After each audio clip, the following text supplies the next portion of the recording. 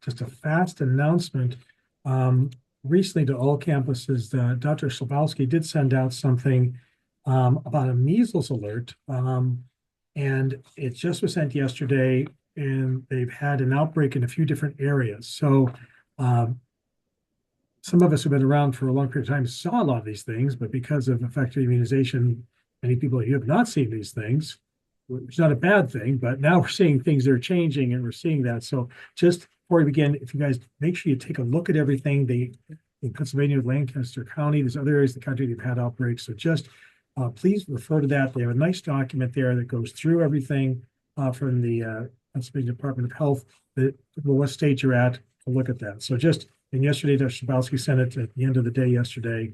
So again, with the measles outbreak thing. So, okay, well, I want to hold anything back. So again, the Grand Round series, the first of the month, is always around physician wellness. We've been very fortunate this year. Lending Hearts last few years has helped us bring in some excellent speakers that have really looked at areas around physician wellness, which is the theme that we do. Our Grand Rounds are geared for everyone who's a third and fourth year, but also a lot of our affiliate sites are part of this. This is important because with the training programs with the Accreditation Council of Graduate Medical Education with ACGME, that oversees all training nationally. This is a requirement to have training in physician wellness. So having topics around that is also not just a nice thing while you're in Osteopathic medical school, but in your residency, it's honestly a requirement to be part of that. So without further ado, with everything else, I also take over as kind of the founder, executive director of Lending Hearts to kind of give you an introduction to our speaker, but also I do request they do an evaluation of this. So please participate in that at the end of everything as well. So without further ado, thank you so much. Thank you, Dr. Rowane. Good afternoon, everybody, and welcome. It's a great privilege to be back with all of you. With Lending Hearts, our focus is on providing free emotional, social, and physical support to those living with cancer, and with a special focus on those being children and young adults, as well as their entire family. So we always have a focus on the wellness component of our patients and families, and that's why it is just such a great tie-in in sharing that with all of you. I know this is really resonating even beyond medical students at this time and healthcare students. I actually stumbled upon the other day, somebody I follow was a keynote speaker for the National Cardiothoracic Convention, and he was there to present on the importance of wellness for the physicians and their well-being so that you can better be in the positions that you're all for your patients. As Dr. Rowane mentioned, every session we always provide a survey. I'm going to put it in the chat box here shortly, but we really do take your feedback to heart, especially your thoughts and recommendations on future speakers. And we've heard you last year, or maybe it was almost 2 years ago, we had Lacey Thurner with us then from UBS speaking about personal finance. And we've heard from many of you again that this is such an area of interest and need for your personal wellness. So it's a great honor and privilege to have Lacey back with us again today, expanding upon her talk and sharing with all of you. Lacey, welcome. Thank you so much. Thank you very much for having me back, guys. It is truly a pleasure of mine to be here with you, and I know this is a topic of major interest. So I'm going to go ahead and share my screen as we get started here, so we all can follow along. Bear with me just 1 second. Okay. I think everyone should be able to see that now. Hopefully you can all, okay? Perfect. So just to start, my name is Lacey Turner, and I'm a planning specialist and senior wealth strategy associate with UBS Financial Services. Our offices are located in Canonsburg, Pennsylvania, so outskirts of the Pittsburgh area. And I've been with UBS for about 13 years now. I can't believe I'm saying that, but it's been about 13 years. They've been good. A lot of good and bad in the market throughout that time frame, but mostly good. And in my role as a planning specialist, I'm working with individuals and families and business owners in developing the most suitable investment and financial planning strategies to help them reach their retirement or pay for college or pay for a kid's college or buy a house, you name it.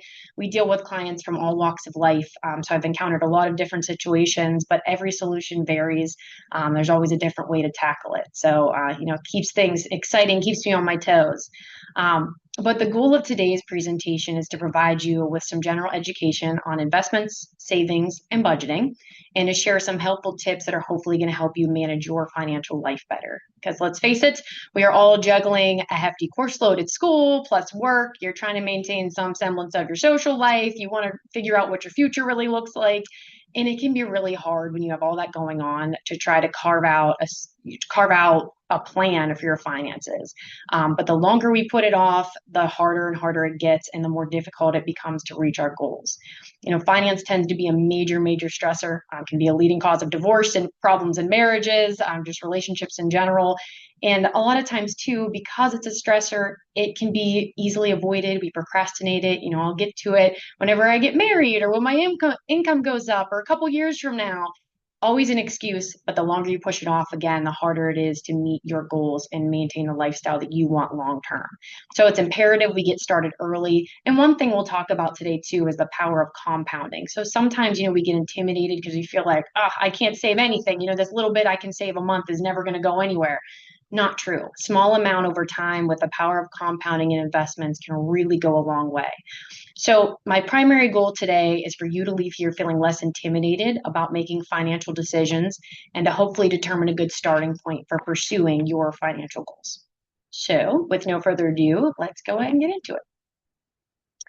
So there was a survey done back in 2020, and it was looking at the top 3 financial needs for investors under 40, which I assume for most of you on the call, this will be pretty applicable. First of those priorities that was identified was being able to retire comfortably and at a reasonable age. So some of us might start in the workforce in the very first day. We're thinking about when we're going to retire, and maybe we're motivated by that. Others, it's like, hey, that's so far in the future. I will get to this later. I'm not worried about it. But the later you wait, the further your goals get pushed out, as I mentioned. And now, let's say you wanted to retire at 60, but you didn't start saving until 45. In order to maintain your same lifestyle, that might not be in the cards. You may end up having to work longer or really amplify your savings at that point to be able to meet your goals. So today we're going to talk about a couple different types of retirement plans that your employer may offer that you can save into to help pursue your retirement.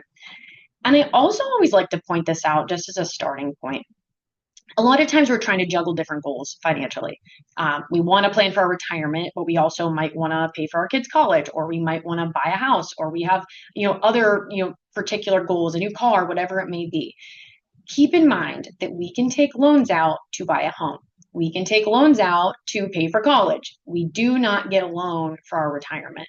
Okay. And we, as things stand today, we don't even know if we'll definitely have Social Security for our retirement, right? So we really, really have to make sure we're not over prioritizing other goals and not prioritizing our personal retirement goals enough. Okay. So there's got to be a nice balance between the two. The second priority that was outlined for investors under 40 was maintaining an emergency reserve. So this is going to be like your rainy day fund, money that you put aside that's strictly to make sure that you're covered in the event of an unanticipated challenge. We'll talk today about how much you should have saved, how to effectively establish that. The last thing I want to do rack up expensive credit card bills because we don't have the cash on hand to cover. Okay. And then the third big priority out of the survey was budgeting for expenses. We're going to talk about how to build out a budget, as well as some good rules of thumb, like the 50-30-20 rule. We'll run through that today in terms of how you can establish a good budget. Okay, so moving on from there. Before we jump into tackling all those things, I do think it can be helpful to look at this in a bucketed approach. So breaking things down in what you need to do today, first tomorrow, and then beyond. So in our today bucket, we want to think about what we need right now. right? So making sure we're spending our capital as efficiently as possible, developing that budget, tracking our expenses, making sure we're staying within the parameters we set for ourselves so we can meet the goals that we set for ourselves, both now and in the future. So spending wisely is important there. Again, we'll talk about budgeting, and saving for emergencies falls in that today bucket too. And we'll speak about that more. The tomorrow bucket is going to be about making sure that we look good to lenders, right? Eventually we want to buy that house, or we might be already trying to do that, or we want to buy a car, we need a loan for something. We want to make sure we're establishing good credit. We'll talk about how to do that. And we want to make sure that we're utilizing debt wisely when we do use it. And when you think of tomorrow, think of it as kind of like your 2 to 10 year, maybe a little over 10-year time frame. I want to make one quick comment here on the debt side of things, and we'll talk about this more, but sometimes debt can be a good thing. A lot of times we want to run away from it and say, I don't want anything to do with that, or I want to get it paid down as quickly as possible. But some loans are at a very low interest rate. If that is the case, we don't necessarily want to rush to pay that off in full if we know that, hey, I could take some of my excess capital and save that and grow it at a higher rate of return than what I'm paying in interest on that debt. If that's a possibility, you're better off to pay the minimum on that debt at the lower interest rate and to invest your money and grow it at a higher rate of return so you can make up that difference and pay yourself instead of paying that lender in advance. Okay, so debt is not always a bad thing, but we have to use it responsibly, and we need to establish good credit. And then we'll get to the beyond category, which think of this as like 20 years plus. This is retirement, right? This is making sure we're well equipped to enjoy the rest of our lives once we're done with our careers. So moving forward from there, I want to start with some analyzing of your spending and developing a budget. I will tell you guys that every time I sit down with a client and I have a conversation and I say, oh, do you have a budget? I inherently get like glazed over eyes, like these guilt-ridden faces. No, I don't have a budget. Or yeah, I've dabbled with that, but not really. It happens. It's not a fun task to put this together. It's also something that I think we tend to avoid because we don't really want to face the fact that some of the wants that we have are things we might have to sacrifice to meet our goals, to pay our debts off in advance. Okay. So we want to really shed some light though on the little ticky-tack things that could be weighing on our budget. Is it the $6.50 a day coffee at Starbucks? I've been guilty of that. It's a big one, and it can really be a significant expense. Is it 7 different subscriptions? You've got Netflix, Paramount, you name it, and we're only watching one, so there's ways we can narrow those things out, and some things you might not even realize you're spending money on. So it's really important to establish a budget so you can take control of that and work towards your goals. So in terms of starting that, what I typically suggest doing, and I actually have a very good budget sheet for this, so if anybody's interested, I could send you that thereafter. My email address will be in this presentation. So if you want to use that to try to establish your budget, that's fine. Just let me know. But what I usually suggest doing is first writing down your net after-tax income. So this is going to be your take-home pay. You can look at your pay stub to get this. It's the number at the bottom after all the taxes and everything else have been taken out. If you're paid biweekly, multiply that by 2 or whatever frequency that you're paid. Okay, that's your monthly net income. Then you want to write down your expenses. And you want to write this down in 2 separate categories. So category 1 is going to be your needs. These are the things that you can't go without. Your rent, your mortgage, utilities, baseline groceries, okay? Make sure you write all those down and then move on to your discretionary, your want spending, okay? So this is the gym membership, this is extra clothing, this is the night out at the wine bar, whatever it might be, you want to plot out all of those items separately as well. Then you're going to take that net after-tax income, you're going to withdraw your expenses from it, and you're going to look at that bottom line number. If it's positive, you're in good shape, right? We've got some capital there that we might be able to allocate to additional savings. That could maybe be emergency reserve, maybe investment, or otherwise. Or we might want to allocate that to additional debt pay down, especially if we have high interest rate debt, credit card debt. We want to get rid of that as soon as possible, okay? So positive number is great. We still might want to take a look at those expenses though, because maybe there's wiggle room there where we can cut out a couple things that, like, again, you have 7 subscriptions, you don't need them all. Save yourself some more and add more to that savings bucket to reach your goals quicker. If we have a negative number, that's where we're in trouble, right? Negative number is what we don't want to see, and that means we're living above and beyond our means. We might be racking up credit card debt. We need to make sure we're getting our arms around that, okay? So that's when you want to step back to those expenses and start with that wants category. Where are the high expenses there? What can you cut out and eliminate to help reduce that expense? If you do that and you still have a negative number, now we've got to look at the fixed, okay, and say, where can we cut out from the fixed aspect? Is our rent too high? Can we take on a roommate? Can we relocate? Is there a way we can reduce our utilities? Okay, so trying to identify if there's anything further we can do to narrow down that budget. If you're just in a situation where income is very, very reduced to start, because I know, early on in career that can happen and expenses might just be a bit elevated. You want to try to keep credit card debt to an absolute minimum. The interest rates are extremely high, so don't bury yourself in that. Try to keep it to a minimum. At a minimum, pay your minimum balance on those cards every month, and whatever you can do extra till you're kind of out of that, so you're not digging yourself into a further hole. Okay, so that's how we establish the budget. Different ways you can drop down those expenses. A lot of apps offer, ways to categorize your expenses, or you can go old school Excel route. It's always been my MO, but you don't have to do that. But a lot of ways we can get that set up. So a really good rule of thumb when you are trying to allocate your budget is looking at this 50-30-20 rule. So about 50% of your spending should be on needs, about 30% on wants, and about 20% towards savings and debt. And I highly, highly suggest that you set up automatic savings and automatic bill pays. So you never miss a payment on your bills. We don't want to default on anything and hurt our credit score, and we'll talk about credit score here in a bit. And automatic savings too. Don't just make it about paying off debt that's automatic or paying your bills that's automatic. Automatically have money route into a savings account or an investment account. So it's out of sight, out of mind. You're not tempted to spend it, and you're meeting your goals along the way. So moving on from there, this is just a quick example of what a 50-30-20 rule might look like with your budget. This is someone who has a take-home pay of $6,000. You can see in the needs category, they've got their rent and utilities. That's a big one. Groceries and personal care, car payments, wants, dining, entertainment, gym membership, subscriptions. And what I like here is they also factored in vacation. A lot of times people put vacations on credit cards, okay? And they carry that balance. And now instead of your vacation being an enjoyable time, you are worried about the fact that you just racked up a massive credit card bill and now you've got to pay that off, okay? You can factor that in to your wants. You can work toward that as a goal and make sure it fits within your budget. And that tells you, number one, how much you can spend on that vacation so you don't go over the top, and also allows you to enjoy it while you're there. So you're not burdening yourself with debt because you wanted to take that trip and treat yourself. Because we do have to factor in fun too. It can't be all, business all the time. And then our goals category is going to be 20%. So savings for retirement and debt pay down. So that's a total $6,000. Okay, so moving on, we've talked about budget. Let's talk about saving for emergency reserves. Unanticipated challenges come up all the time. Car breaks down, you end up in the hospital over something, you lose your job, a spouse loses a job.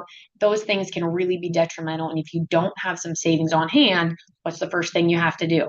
Dip into a credit card, take out a loan. We don't want to have to do that if we can avoid it. So ideally, you want to establish this emergency reserve. And I suggest keeping this separate from your checking account. You keep it in your checking account, inevitably you're dipping into it, right? You're going to be into that account by accident or on purpose, taking more than you should. And now all of a sudden that emergency reserve has dwindled. So have your checking, have your savings. Again, I suggest that automatic transfer. Your paycheck goes into your checking, have an automatic transfer set up that a certain dollar amount goes into that savings each month. That way, out of sight, out of mind, you're building that emergency reserve automatically. And ideally, you find one that has some interest as well. So you're earning a little bit of money. Not that savings accounts aren't going to be great from an interest perspective, but they might get you, even if it's 0.1%, that's better than zero. Okay. So next, we need to determine how much capital we need in our emergency reserve. If you are a single income household, then ideally you want to have at least 6 months worth of expenses saved up. Okay. So if you have $3,000 a month in expenses, you should have 18 grand saved up in an emergency reserve. If you're a dual income household, then we're looking more at 3 months. of expenses saved up, okay? Because the odds of both of you losing your job aren't as high, and you're going to have one other income to lean on. Now, if you prefer to be on the safer side, I personally do. I always have. I like to have a little extra savings. I would suggest making that 6 months for a dual income household and 12 for single. Okay, so just make sure you have a nice savings build up so you don't have to dip into credit cards if you have an unexpected expense. Pay yourself first here. That's just referring to making it automatic. And then start with small transfers and gradually increase them. So I think a really good strategy here is when you get a pay raise, automatically have that pay raise go into that additional savings bucket. You were living without it before. You can live without it now as long as you were living comfortably. You know, if you were really strapped, then give yourself some of that money. But otherwise, have that additional amount go right into savings. Then once that emergency reserve is established and you have your 3 or 6 months of expenses, start allocating that to an investment account, or maybe that's going to additional debt pay down if you have high interest rate debt. Okay. So we talked about budget, we talked about emergency reserve. Those are our today bucket items that for handling spending now. Let's talk about tomorrow.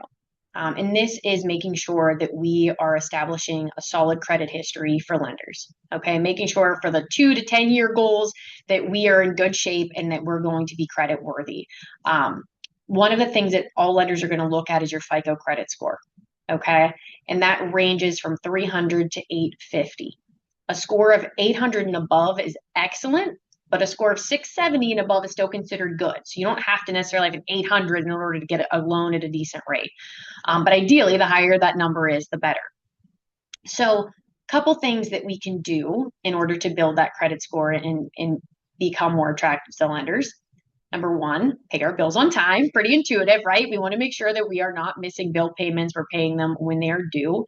And ideally, we want to pay off balances in full as well. I've used this strategy for years since I got my first credit card, and I think it works really, really well. Get a broad-based credit card, so not like a TJ Maxx credit card or something like that. Get a broad-based credit card you can use anywhere.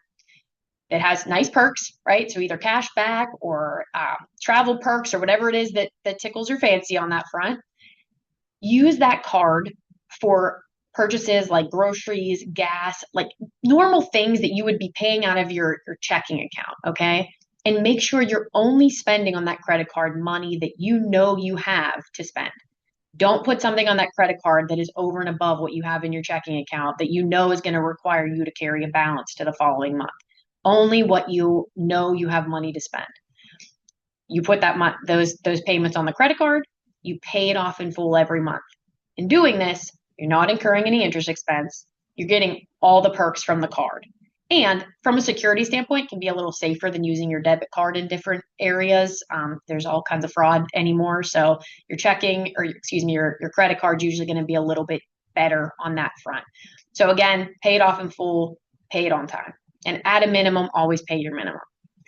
What we don't want to do is use more than 30% of our credit limit, though. So we have to be careful of that. If we're maxing out credit cards, even if we're paying them off in full each month, if we're maxing them out, that says to lenders, well, you might be in some financial strain, right? We don't want to see that. So don't exceed 30%. Don't apply for credit unnecessarily either. Every single time you apply for credit, it dings your credit score. So we only want to apply for credit when we need it. And don't close out old cards unless they're charging you a fee. We want to keep those lines of credit open. And I strongly suggest checking your annual credit report at least once a year. You can do that for free at annualcreditreport.com, or you can do that. There's a ton of apps, and especially credit card apps, that have that as an option where you can check it pretty much any day you want now. So definitely keep an eye on that just to make sure nothing is going awry, and so you can track your progress as you establish credit. Can I ask a question on that? Yeah. So I was at the bank the other day and I was asking them, when I'm in residency, I plan on trying to get a house or a condo or something.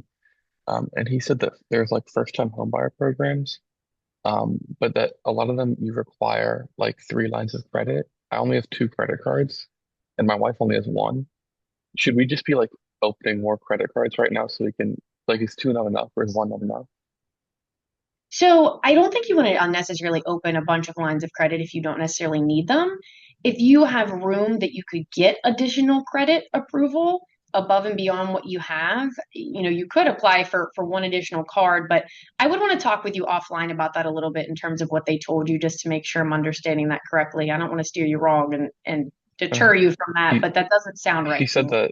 that like one line of credit or two lines of credit is below average, and I should have more open. I mean, I get credit card offers like constantly, so I could do it easily, but I don't know. Right, It sounds right. weird to just be opening credit cards for no reason. I don't disagree with that at all. So yeah, let's your name's Evan Davis. Let's chat offline on that, okay? Thank you. Yeah, for sure. Okay. So, going back to what's entailed in your credit score is comprised of a couple different factors, 5 factors actually. The first is payment history. So 35% of your credit score is payment history. And that essentially is how, if you've consistently made on-time payments and at least paid the minimum. So that's really big. 30% is what you owe in outstanding debt. So big, whatever balances that you owe in debt. 15% is going to be your credit history. So the longer you've had credit established, the better. 10% is going to be new credit inquiries. So if you attempt to open too many cards at one time, that's going to ding your credit score.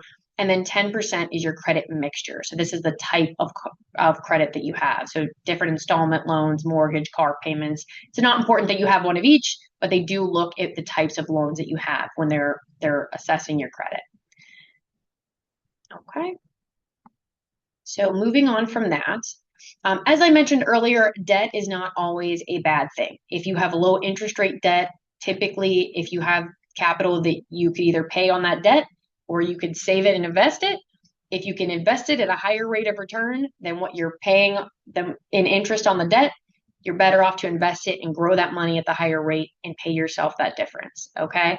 Now, sometimes psychologically, we want debt gone. And if that's the case, even though the math behind it says don't do that, if it gives you the peace of mind, if you scratched off the list, if you're totally done with that debt and that helps you move forward with your financial goals, then so be it. Okay. Not everything has to be a perfectly logical decision. Sometimes we do have to make those choices to ease our mental strain. Okay.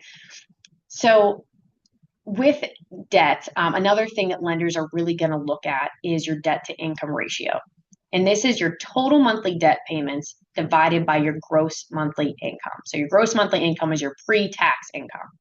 So they're going to take a look at all the debt payments that you have and divide it by that number. You ideally want to have a debt to income ratio that is below 36%. Okay. Anything over and above that, you get into the questionable and risky section, and now they either may deny you for a loan or you're going to get a pretty hefty interest rate on it. So we want to ideally be in that 36% or less range. Now, a couple different ways that we can pay down debt. The first, this method is not my favorite, frankly, but I always like to share it anyway because it can be a good confidence builder. This is called the snowball method. And this is where you pay down debt based on balance size, not on interest rate size. Okay, so you pay off whatever card or loan you have with the lowest balance first, then the second lowest balance, then the third lowest balance. And the thought behind this is that you're checking one off the list, right? We're moving forward, we're making progress, and it builds our confidence to keep up with our goal. If this is the way you have to do it to stick with it, by all means do it. But if not, I highly suggest this method, which is the high interest rate method, because it's going to pay down your debts quicker and eliminate more of your interest expense. And what we do here is we want to pay off your loan or credit card with the highest interest rate first, then the second, then the third. Now, I will say in all instances here, you are paying the minimum on your credit card, okay, or in your debt. Always pay the minimum. We never want to default or avoid payments. But when we're putting excess on, we want to hit those high interest rate debts first, then move on to the lower interest rates debt. And again, if you have a very low interest rate debt, just continue to pay that minimum and keep that other capital for investment.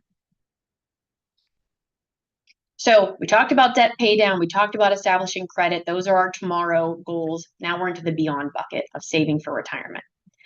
Fact of the matter is people are living considerably longer than they did before, thanks to wonderful individuals like you who bring us good medicine and who help us, live much longer. I could never do what you do, so kudos to everyone on this call on that front.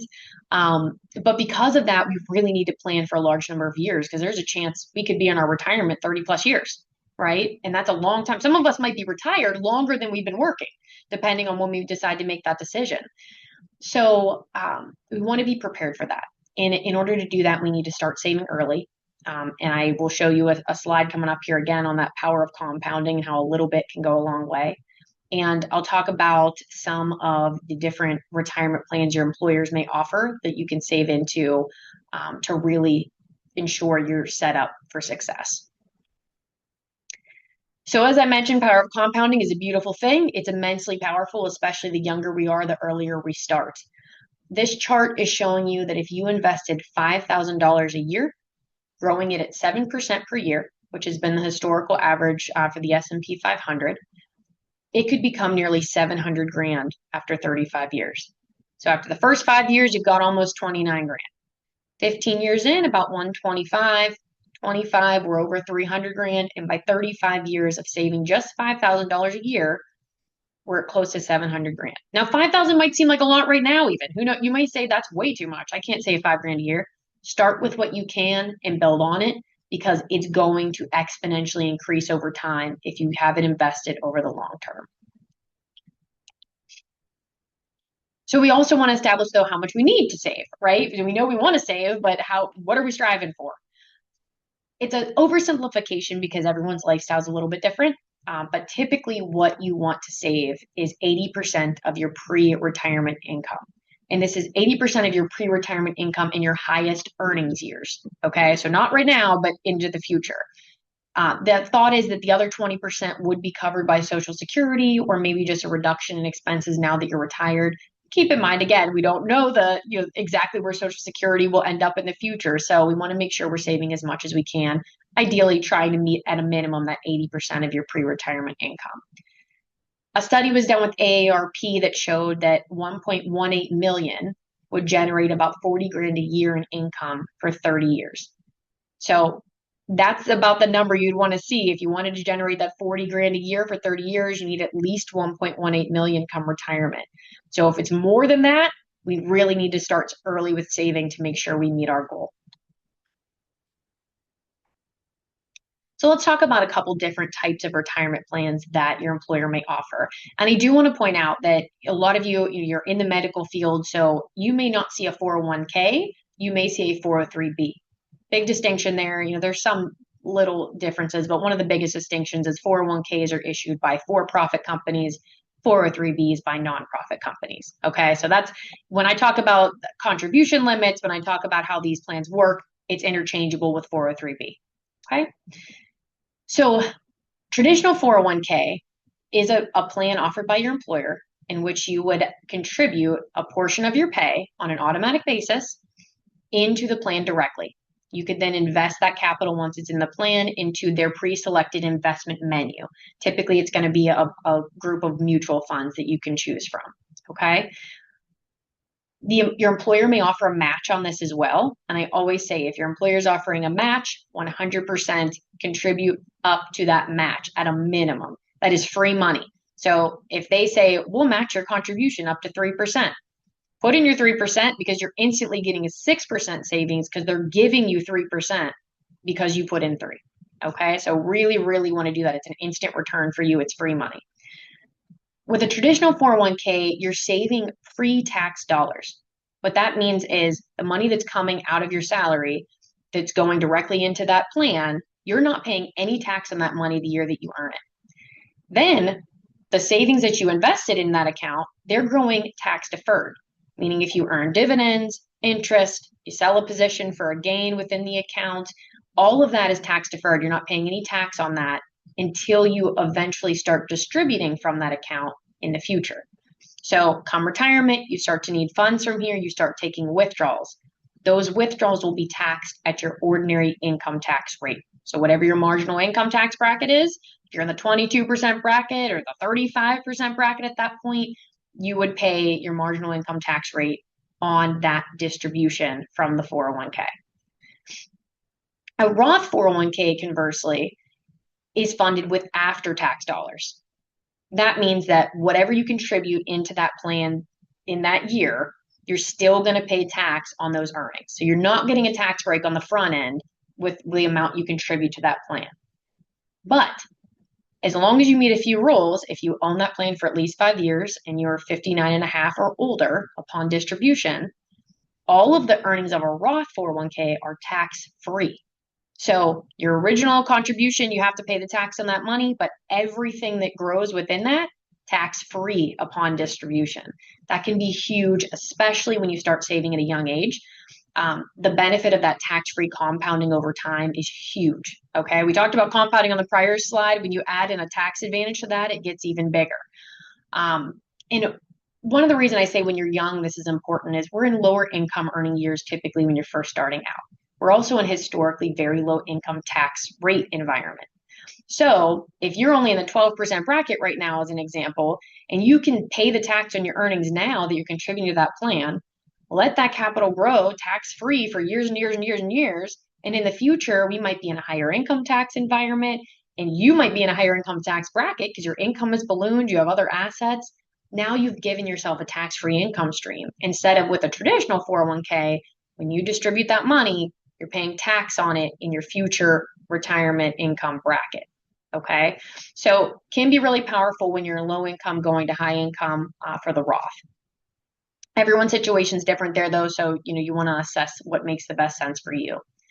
From a contribution limit standpoint, for 2026, you can contribute up to $24,500 into either a pre-tax or a Roth 401k, or you can do a combination of the two.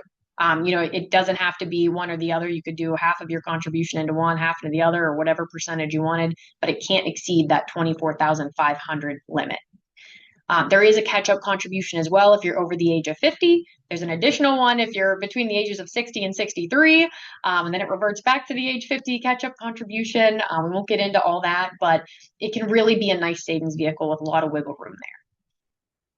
If you don't have access to these plans, or if you're just looking for other tax advantage ways to save in addition to these plans, you can look at a traditional IRA or a Roth IRA. Very, very similar in the sense that traditional IRA also is funded with pre-tax dollars like the traditional 401k, grows tax deferred, distributions in the future are going to be taxable at your ordinary income tax rate in full. Good thing with a traditional IRA, you have a wide array of investment options. So you don't just have that set limited menu that a 401k or 403b may have. You can pretty much invest in any stocks, bonds, whatever you want. Okay, so that can be nice. But it does have lower contribution limits than the 401k. So traditional IRA and Roth IRA max contribution for 2025 or 2026, is $7,500. There's also a $1,000 catch-up contribution if you're over the age of 50. So much lower contribution limit. Another thing to be aware of is they have income phase-out limits. So as your income goes up, you have to be careful that you don't make too much money and contribute to one of these plans because you could get dinged with certain penalties. If you want to make a deductible IRA contribution, there's an income phase out for that. If you want to make a direct Roth IRA contribution, income phase out for that as well, if you're contributing to your employer retirement plan as well. Okay, so just be mindful. There are some nuances to that as your income starts to increase, you want to be aware of. In all instances, be aware that this is money you're saving for retirement. Early distributions from these plans can result in 10% penalty and tax on earnings, even on the Roth side. Okay, so be careful that money you put into these plans you feel very comfortable parting with. And again, if you can save up to the match amount, do it. There are various other different types of retirement accounts and savings accounts you can utilize as well. But these are the primary ones we have time to discuss today. If anyone has additional questions on other types of plans, or you're self-employed and you're looking for a different type of plan there, let me know and we can chat about that offline as well. So moving on, I think it's important to draw a distinction between saving and investing, especially as it relates to inflation. So when it comes to saving, this is setting money aside, but the assets might not grow over time. So when we think of saving, think of that as like your emergency reserve. At a minimum, you might be growing a little bit of interest on it, but it's very protected. It's not really there for growth. And investing is when we're actually purchasing a stock or some other type of investment vehicle, with the intention of growing that capital at a higher rate over time, but also understanding there's risk there. We could lose value in that account as well. So saving is for a very, very near term, I need it now or in the next few years needs. Investing is our longer term capital. We're taking some risk there. We want to be careful with that. But it's important to recognize how inflation impacts this, because we don't want to end up where we say, well, I don't really want to take much risk with my money at all. And so I would prefer to put it under my mattress or just put it in a low interest bearing savings account. If you do that, inflation is going to eat away at your purchasing power over time. So let's say you have $100. You put that in a bank deposited account. It's only growing 1%. You have $101 at the end of the year. Big money. Really, though, if inflation was 2.5%, you lost 1.5% in purchasing power, because inflation is reducing how much a dollar today is worth. So now your $100 you originally invested that grew to 101 is really only the same value as 98.53. You add that, you start putting bigger numbers around that, it can be really impactful. So at a minimum, we always want to make sure when we're investing that we're at least matching inflation at a bare minimum and ideally exceeding it. So we're keeping up and growing our purchasing power over time, not allowing it to be diminished.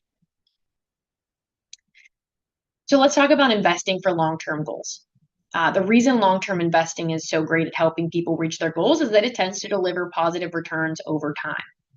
This chart is showing that from 1926 until August of 2024, over all 10-year periods, the S&P 500 was positive 95% of the time. And the S&P 500 is the stock market index, okay? Over all 20-year periods, it was positive 100% of the time. And even over every 5-year period, it was positive 90% of the time. So the longer time frame you have to invest, the higher the likelihood that you will end up with a gain. Now, history does not guarantee this, right? But this is what we've seen since 1926. As you get on the shorter side of the spectrum here, you'll see it's more volatile swings. One day it's pretty much a 50-50 that you might have a gain or a loss. 1 month, not much better. That's why we say if you need money in the very near term, that should be more your savings aspect, not so much your investment. As you get farther out on when that goal comes up, we can take a little more risk with that capital and invest it. This just shows a quick chart on the benefits of long-term investing. So the bottom bar here in gray, that's how much $1 since 1926 would be worth as of August 2024 with just inflation accounted for. So inflation made $1 in 1926 worth $17 today. If we put our money into just cash or a treasury bill, which is a government issued bill that's very, very safe and liquid, $1 in 1926 worth $24 today. So not much better than inflation. Low risk, low return. U.S. government bonds, dollar, worth about 100 today. Okay, so little growth, not bad, but nothing compared to $1 invested in a 60% stock, 40% bond model that is worth almost $3,300 today. And for the large cap stock market, so that's big blue chip name stocks, things that we've heard of, $1 in 1926 is the equivalent of $17,418 today. So you can see why it's important to make sure you are investing your long-term capital, because it can be hugely impactful. If you just kept it in something super safe, you'd have $24 instead of 17 grand. But again, short-term needs, we want it safe. So let's talk about a couple different asset classes. When you make an investment, it becomes an asset of yours. So it's something that you own, and there are 3 main types of asset classes you can invest in. There are various others on top of this. We don't have time to get into all that today, and they get overly complex. But we'll start with the first, which is stocks, that we also refer to commonly as equities. This is ownership in a company or a corporation. So when you buy a stock, you're actually becoming a shareholder. You're a part owner of that company. You own that percentage that you purchased. So if you think Starbucks is going to do really well, you buy Starbucks stock and it goes up, they might pay you a dividend, which would be a share of their profits they're distributing out to their shareholders. You also are going to get the benefits of the capital appreciation over time on that investment. So if they really do well and the value of their stock price grows, you're benefiting from that. The value of what your share is of that company is growing. Stocks are inherently riskier than bonds. and certainly riskier than cash. So keep that in mind when you're choosing what you want to invest in. Stocks are going to be better for longer term investment. They do inherently have more risk, but there is what they call the risk reward premium, where higher risk can often lead to higher return. But there's also more of a chance you could lose money, right? So we've got to balance that out. Different types of stocks to consider. We can look at them from a market cap standpoint, so market capitalization. This is how big those stocks are. So if you hear a large cap stock, that's talking about the big names that we've all seen the marquee. We know the name of the company. Think, Starbucks, Home Depot, Lowe's. I would say Apple, Amazon, Meta. Those are actually mega caps at this point. They are really big companies. So the main thing with those is that these are companies that have big cash flows, strong balance sheets. So they're a little less risky, right? But still carrying risk. They're still a stock. But we know that they're on pretty solid footing. A mid-cap stock, on the other hand, is a little bit smaller than large cap. These are companies that we may not have heard of, we might have heard of. These kind of companies are going to have a little more risk because of that, right? They might have a little more debt on their balance sheets, maybe not as much profit. Small cap, little riskier, even more so, right? These are companies that we probably haven't heard of. They're highly levered, so a significant amount of debt and probably not profitable just yet, but they're working towards it, okay? So keep that in mind when you're thinking about the risk aspect. It's not to say we don't want exposure to each of these areas, but we want to make sure we're keeping our riskier exposure in moderation. There's also U.S. international emerging market stocks. So, not all of our eggs in one basket. It's good to have some exposure to different areas of the market. The international index actually did very, very well last year relative to the U.S. So there are times when it makes sense to have some exposure there too. And there's different sectors: healthcare, industrials, consumer staples, IT, communications, you name it. Plenty of different sectors you can invest in the market too. Primary goal here is we don't want to put all our eggs in one basket. We want to diversify across those different sectors, so we're helping to mitigate and reduce our risk that just one of those sectors goes down and that's all we had, or one of those stocks goes down and that's all we had. We want to make sure we have something to counterbalance that in our portfolios. So moving on from stocks, we also have bonds. Bonds are a loan made by an investor to a borrower. So a borrower could be like a corporation, like think of Google, they could issue a bond, or it could be a government entity, like the city of San Francisco could issue a bond when they want to build a bridge. So essentially what it is you are lending the company or the city money, and then they are guaranteeing you that they will pay back your principal, so the amount you originally invested, plus a coupon, which would be an interest payment that they'll pay you over the lifetime of that bond. Now, there's different types of bonds too, and they can be riskier versus less risky, but inherently bonds are going to be less risky than stock. But they will earn usually more than inflation. Okay, that's the goal. So there are investment grade bonds. These are going to be bonds that have higher credit quality, less of a risk of default. There are municipal bonds that can have some tax exempt interest that they incur. So that can be beneficial from a tax perspective as you go up in brackets. There are junk and high yield bonds. As their name implies, with a junk bond, they have a higher default potential, okay? And by default, I mean they could go out of business. They could not be able to pay you back your loan that you gave to them, not your principal payment on your bond. So that presents a higher risk to you, and typically they have a higher rate of return because of that. And treasury bills, notes, and bonds. These are government issued bonds that are over different maturity levels and are typically pretty safe. They're backed by the full faith and credit of the U.S. government. We also have cash or cash equivalents, and these are going to be cash positions that are typically held at a bank or similar institution. Think things like money markets, certificates of deposit, very, very safe, very liquid and accessible for you. Okay. So again, I mentioned asset diversification is really important. This chart is showing a couple different asset classes and what has performed best versus worst from 2004 until 2024. And you'll notice that in some years, 2007, for example, emerging markets was the top performer. 2008, it was the worst. What that tells us is we want to make sure that we have exposure across different asset classes so we aren't seeing these major fluctuations year over year. On that note, a 60-40 portfolio of stocks and bonds is what's in these orange boxes in bold, and you'll see that you're never at the top, you're never at the bottom, you're kind of riding that middle line. Okay, so it can be helpful to diversify across asset classes. One other thing when we're thinking about diversification is thinking about funds like mutual funds or ETFs. They're inherently diversified, and I'll explain why. So these function very similarly. They do have a couple differences. But a mutual fund, which you'll often see in your 403(b) or 401(k) account, functions kind of like this. Let's say I have $1,000 and everyone on this call has $1,000. And we all say, I want to buy a large cap growth mutual fund. We all put our money into this large cap growth mutual fund. And as its name implies, its goal is to invest in large cap, so big name stock positions that are growth oriented. Okay, so we all put our money into that fund. There's a portfolio manager who oversees that fund and says, okay, the goal is large cap growth, and I'm trying to beat a particular index, the S&P 500.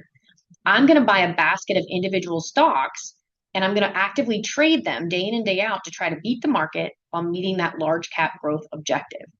So while we all only bought one fund, that large cap growth fund, that portfolio manager bought a basket of 30 individual stocks. So we all have exposure to all of those stocks by owning that one fund. It's instant diversification. Now you still want to own various mutual funds. You could have, a large cap mutual fund, a mid cap one, an international, so that we're getting that diversification even further. But this is a great way to enhance that by buying funds instead of trying to stock pick or individual bond pick. The primary difference between mutual funds and ETFs is a lot of times, not always, but a lot of ETFs, exchange traded funds, are passively managed. So they might have lower fees because they're not necessarily trying to beat an index. They might be trying to mirror an index. So they want to match how the S&P 500 is performing, not necessarily beat it. Not a bad strategy. S&P has done quite well over the last several years. So it can be a lower cost way to get that diversification, but just keep in mind it might be passively invested instead. And they do trade a little bit differently. Mutual funds trade at the end of the day. Exchange traded funds can trade intraday like a stock. And another type of fund you'll often see within your 403(b) or 401(k) is a target date or a life cycle fund. If you say, I have no idea if I want a large cap growth fund or a mid cap fund or an international bond, I don't know, and you're looking at this investment menu, your head spinning, there are target date funds that you pick a fund that aligns with your projected retirement year. And it will start out more aggressive and automatically get more and more conservative as you approach that retirement year. So that can be a great way to get some diversification and kind of a set it and forget it model if you need some help there. Time horizon matters too. We kind of touched on this. Shorter term, we don't want to get too involved and too in the weeds in terms of investing into stocks, right? They're overly risky. There's a lot of volatility that could happen there. For our short-term goals, and this is really anything, I'd say 3 years or less, we want it to be more so in the savings aspect, maybe some cash equivalents. When we get into the 3 to 5 year range, maybe we're looking at some shorter term bonds where we can be a little more conservative. We are growing at a higher rate than inflation though. And then once we get out past 5 years, we can start looking at incorporating some stocks into our investments as well. And farther out, absolutely, we can have a nice blend of stocks and bonds. So a couple quick tips. Number one, again, not all the eggs in one basket. Diversify that portfolio. 2, we want to stay invested. This chart shows that 3 different investors who had $100,000 in the market in October of 2007, this is how much they all ended up with by August of 2024. So Dylan, he started with 100 grand. He sold out in March of 2009 after the big crash in 2008. He never got back into the market. So he locked in a loss on his 100 grand of 57 and ended up with just $57,448 in August because he never got back in. Mary left at the bottom of the market in March of 2009. She reinvested just 1 year later, but she missed out on a 50% rally in the interim, ended up with about 332 grand. Sue stayed invested the whole time. She said, I'm just closing my eyes and pretending this isn't happening and moving on. Didn't let her emotions impact her. Ended up with almost 510 grand. So you can see we don't want to let our emotions drive us, but we also need to make sure that money that's invested, long-term capital, we understand that fluctuations and volatility can happen. We don't want to panic sell when the market takes a turn because it can. We've been spoiled the last couple of years, but it can take a turn. So make sure that we are emotionally ready for that and stay invested. Tip 3, automate your investing. We call this dollar cost averaging. This takes the emotions out of the investing instead of trying to time the market. Timing the market is a fallacy. Anyone who tells you they can do it is lying to you. They cannot. If they could, they would be the richest person in the world. Maybe Elon Musk can do it. I don't know. But what I will tell you is that if you can just set up an investment plan where you're automatically investing each month a certain set dollar amount, you end up with a decent average price over time. It might not be the best, it might not be the worst, but you're taking the emotions out of it. So what's next? Just keep learning, keep educating yourself in this. I'm always happy to be here as a resource. As I mentioned, I do have a good budget sheet if anybody wants that, or if we want to chat offline about any of the things I discussed today or dive deeper on them, happy to do that. Define and write down your goals. Statistics state that if you write it down, you're more likely to do it. And really just start making a plan. Plot out that budget, review those expenses, establish that emergency reserve as soon as you can, and then focus on debt pay down and savings. So I'll leave it at that, and I'll open it up for questions at this point. And my contact info is here if anybody needs it. I want to first just thank you so much. This is great stuff to know, and now's the time to know these things. And just so you know, the physician wellness, part of it is financial wellness, because this is, the stresses with life and doing this is really important, and getting a strategy now is better. The one comment I do is I have a brother who was in investments, and when the market has some crazy times, and he did the same thing. Don't touch, ignore, and you may feel like doing things. People who did that, it did not turn out well. And so I think that was incredibly good advice, for that itself. So thank you so much. For any other questions? I know there was some questions here that folks had. It was about, I think, just like I think they asked about some of the investments, and I think you already gave them a bunch of ideas around that too, and about explaining investing. So, oh my gosh, you gave a ton of investing there. So I think you answered all that questions there too. So. Lacey, I do see the question that's, it seems like maybe some people are interested in your slides. Is that something you would be able to share? Or? Absolutely. Yep. I'm happy to share them. Okay. I will, I believe I still have those. I will get those over to Rebecca Middleton, and she can distribute however, to everybody who participated today. Okay, yeah, I'll send you this as soon as we're done. I think I updated the disclosures a little bit, so I'll send this to you just so you have the most recent copy. Yeah. Thank you. And please fill out the evaluation at the end. I think also is very, very helpful. Should really appreciate that. So. Yeah. Well, if there's no other questions, thank you all so much for having me. I'm happy to be here, and feel free to reach out to me anytime. Anything I can help with, I'm glad to do it. Okay. Could you stay on for a Thank you second? again. Yeah. Once everyone leaves, or if you want to talk about